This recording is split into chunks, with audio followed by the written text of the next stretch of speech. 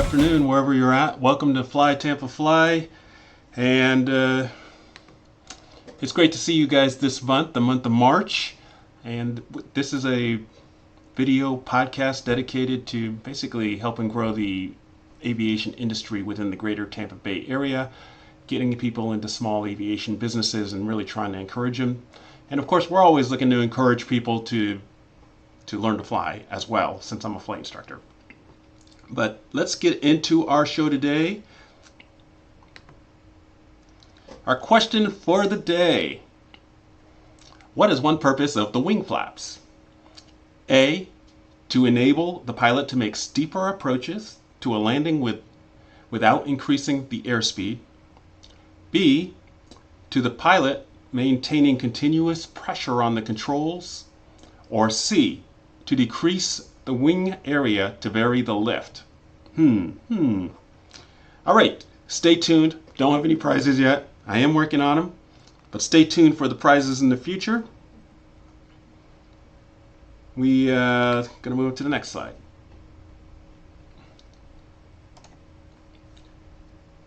I'm just gonna go out and say congratulations.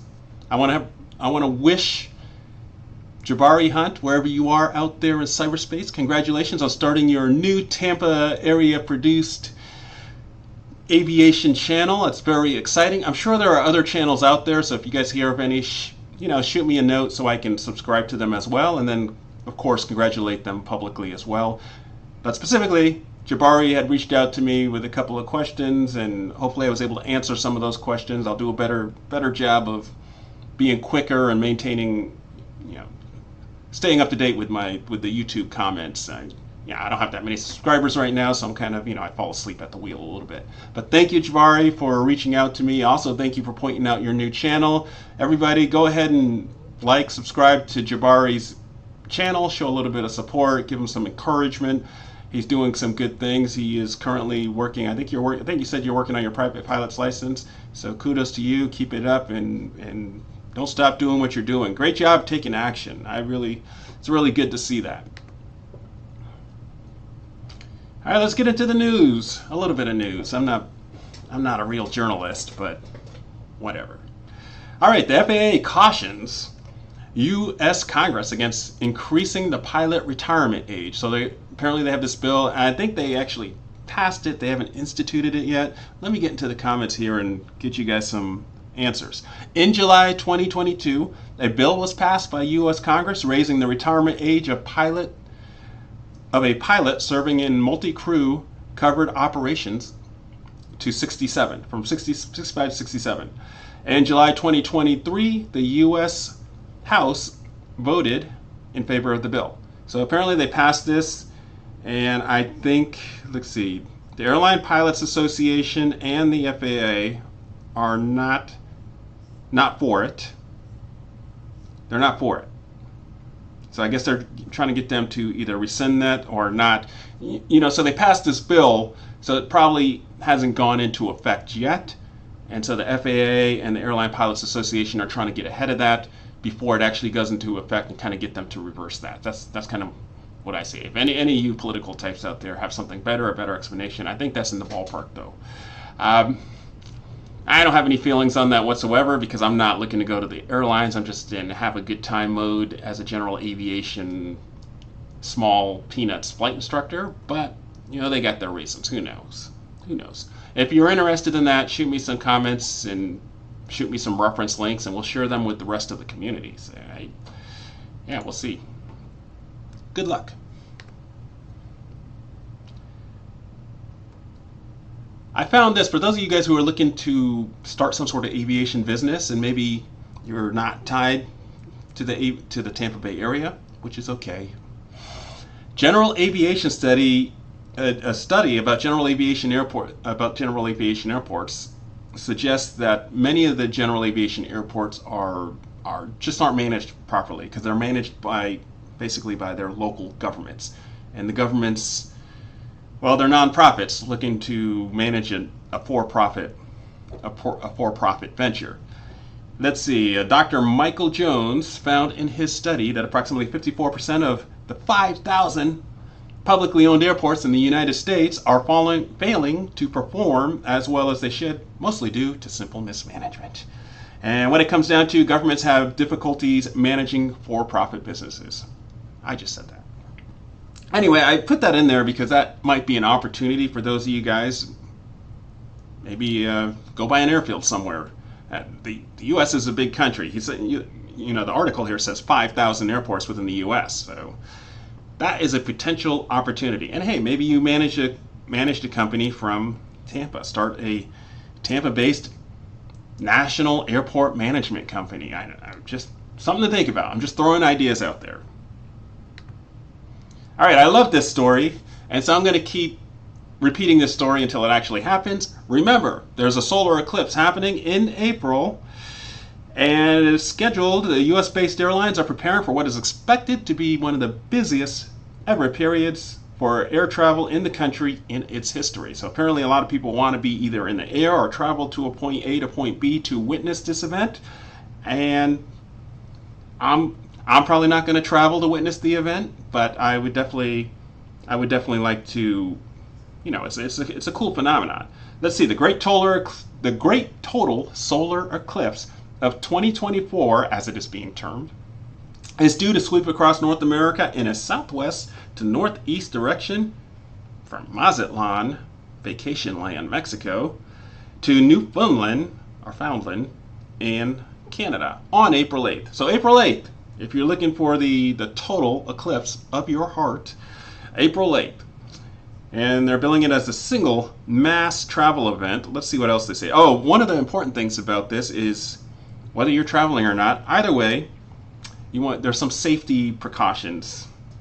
You want to follow the recommendations of the Royal Astronomical Society safety guidelines, which can be I'm going to put a link in the description so you can view their safety guidelines. And essentially, don't stare at the eclipse. I do know that much. But they have like little glasses, or you can get like a little box. You can make like a little box where you can kind of look down into it and stare at the eclipse.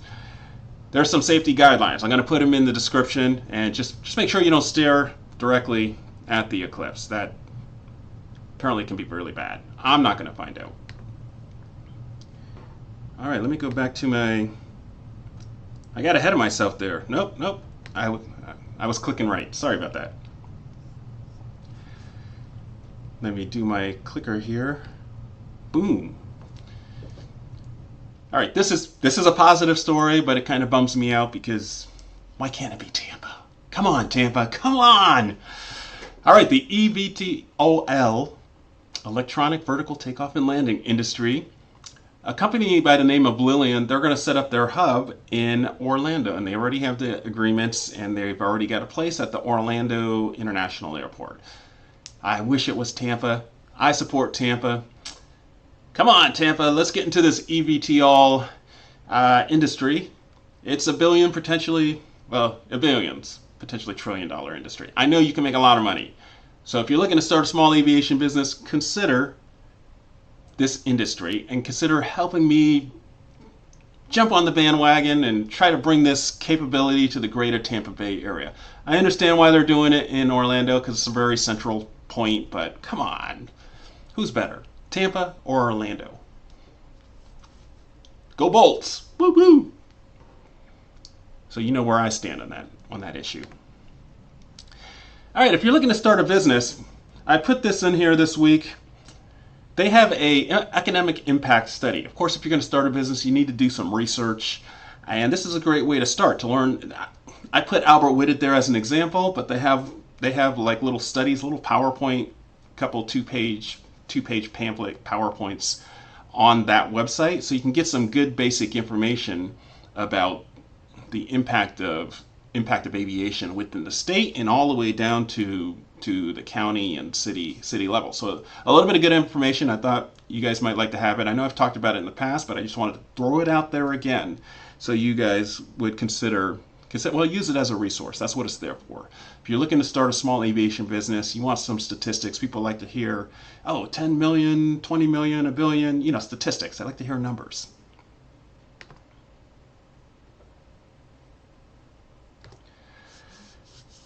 What's this one?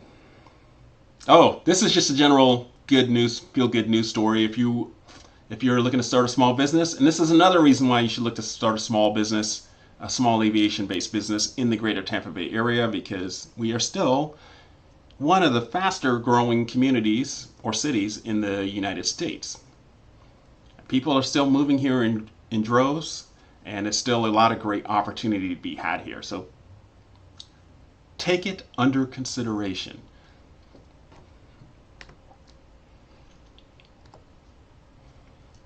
All right, I'd like to highlight a local small aviation business. There are a lot of smaller businesses that I haven't discovered yet, but as I continue to read, like for example, the Tampa Bay Business Journal is a good source, Florida Trend. Those are good literary sources, I guess you would, newspaper, periodical sources locally, so you can get an understanding of what's happening. They're broad business, they're not only aviation focused, but if you're going to get into business in this area, in this state, they're good sources of information for you that you should really, and they're very inexpensive. So this is a company called Improving Aviation.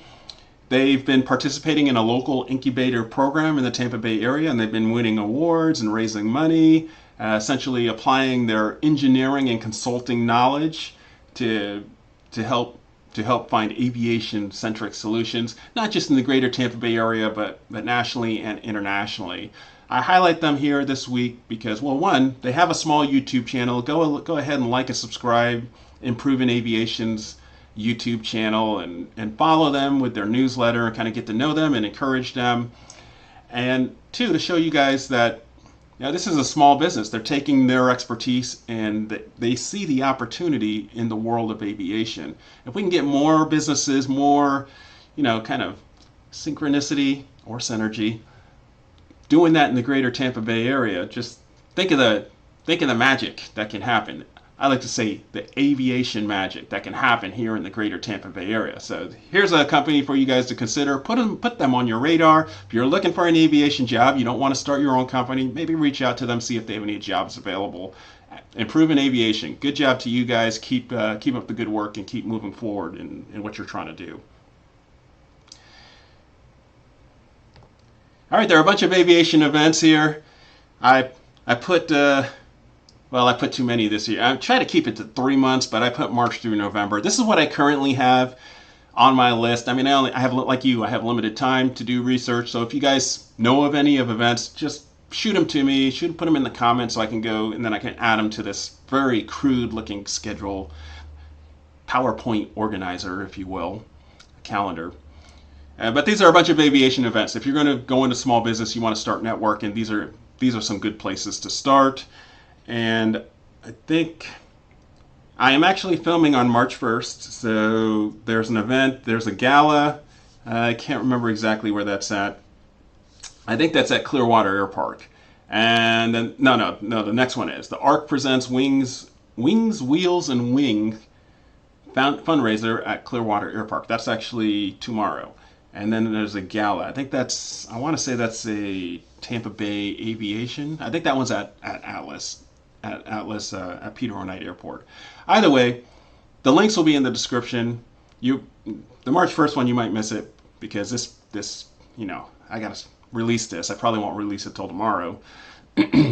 But anyway, the link will be in the description, and check out the events. And they're going to have the event next year as well. So just put these events on your radar. If you're looking to start a small business, these local aviation events, these local aviation associations are great places to start. And I just highly encourage that you get out there and start meeting the local aviation industry. If that's the small business that you want to start. All right, as always, those of you who are actually looking to fly or looking to become a mechanic, there are a bunch of aviation scholarships out there. I will put in the description the FAA's website that has a bunch of links. They have a whole bunch of links to different potential scholarships that you can apply for.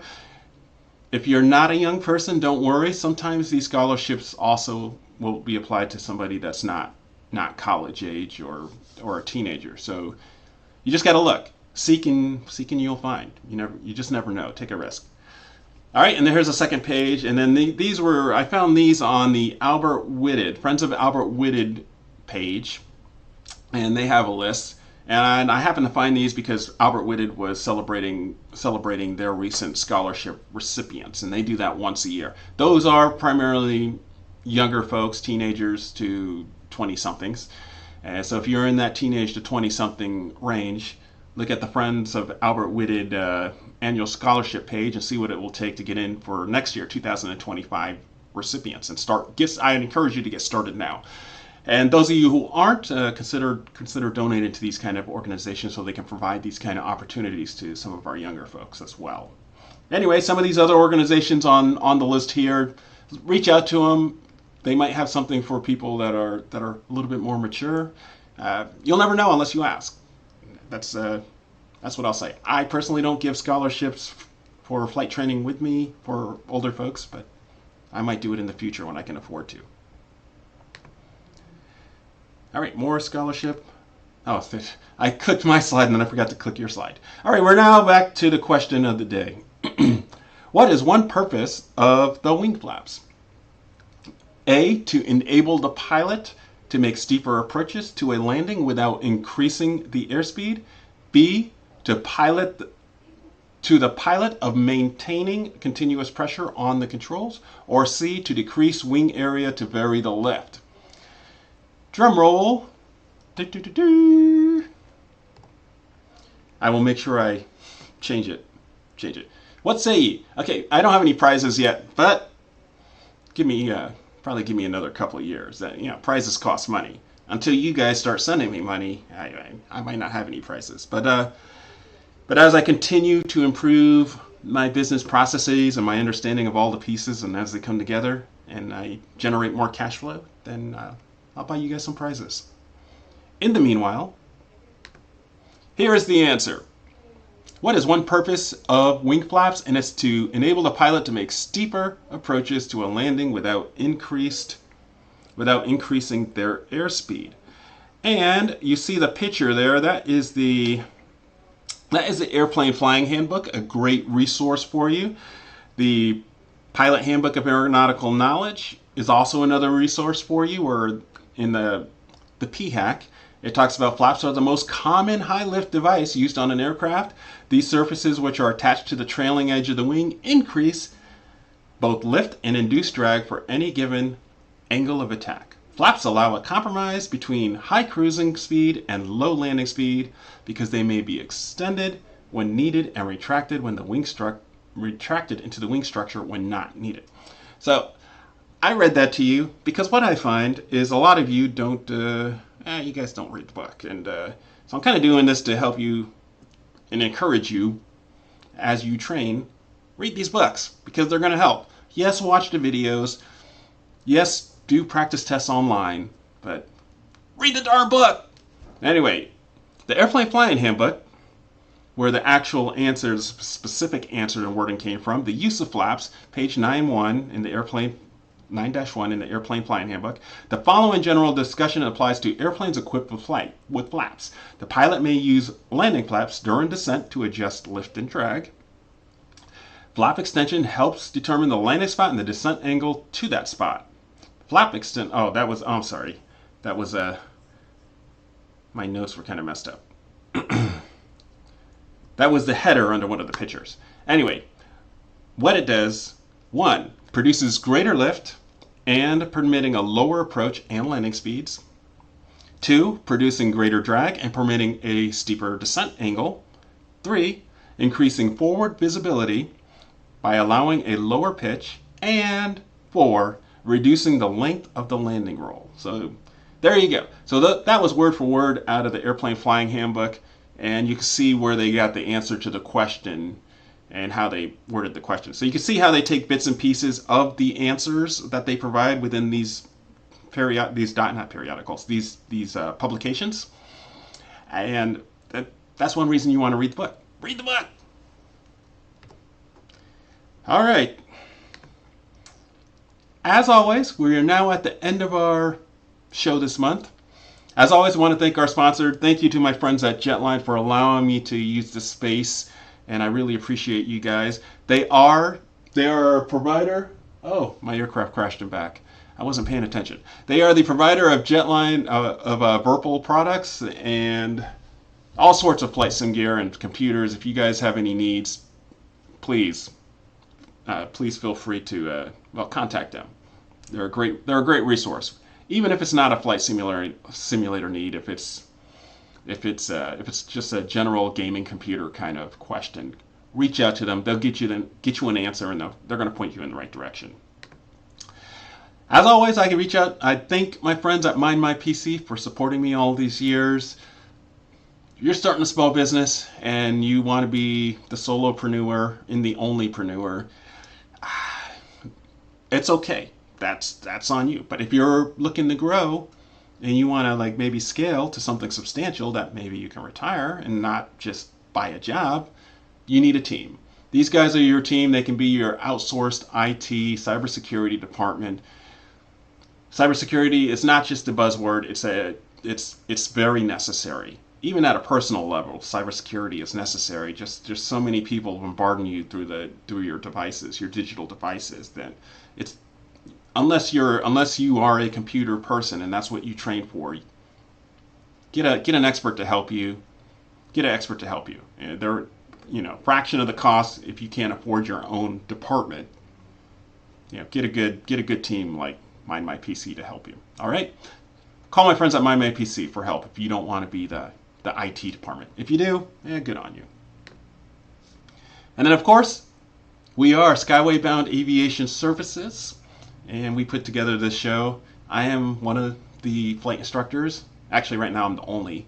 In the future, we're hoping to have more, but Skyway Bound. If you want to learn to fly, contact me on the screen. If you have any comments or suggestions, contact me as well. As always, thank you for joining this month. It's the month of March. Leap month is over. It's March. Spring is here, or for the most part, because the groundhog saw it. Remember, the groundhog saw his shadow, so I think we're that was a few weeks ago. So I think we're only 3 weeks away from spring or so. Still a good opportunity for you to get out there to learn to fly. Still a good opportunity for you to start your business. If you have any doubt, just start. Start small. Start cheap. There's a lot of free tools online. Reach out to me if you want to discuss them.